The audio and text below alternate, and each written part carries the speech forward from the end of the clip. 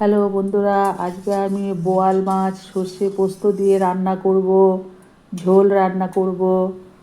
আপনারা দেখতে থাকুন। প্রথমে কড়াইতে তেল দিয়ে গরম হওয়ার পর বোয়াল মাছের আগে মাথাটা ভেজে নিচ্ছি। একটু বেশি তেল দিয়ে একটু ঢেকে দিলাম। বোয়াল মাছ ভীষণ গায়ে ফাটে, তাই একটু ঢেকে দিয়ে রান্না করছিলাম যাতে গায়ে না তেল পড়ে। এবার ভালো করে উল্টে নিয়ে মাছগুলো ভাজা হয়ে গেছে। এবার নামিয়ে নিচ্ছি মাছগুলো। নামিয়ে নিয়ে, এখন বোয়াল মাছ খেতে টেস্ট লাগে, তাই আজকে বোয়াল মাছই এনেছে, তাই বোয়াল মাছ রান্না করছি। এবার বাকি 4 পিস মাছ দিয়ে দিলাম আবার তেলের মধ্যে।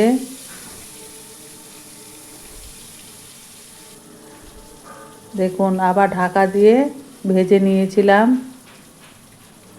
মাছগুলো ভাজা হয়ে গেছে, আবার একটু ঢাকা দিয়ে দিলাম যাতে গায়ে তেল না পড়ে। সেই আবার থালাটা উল্টে ভাজাগুলো নামিয়ে নেব।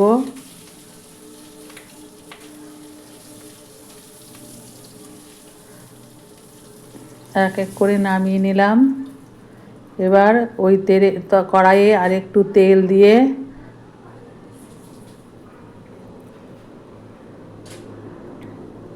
আর একটুখানি তেল দিয়ে তেজপাতা, কালো জিরে সম্বার দিলাম,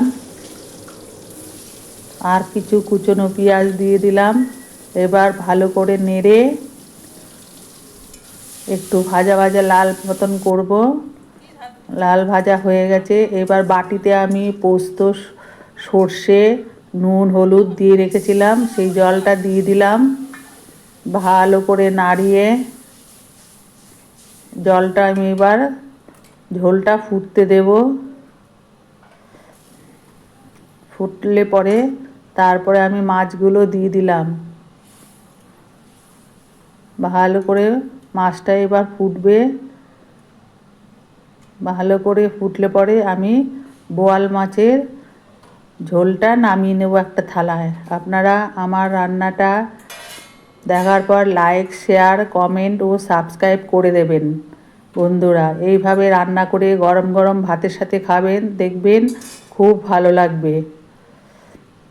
এই দেখুন, পুরো রান্না রেডি। দেখুন, সব পুরো রান্না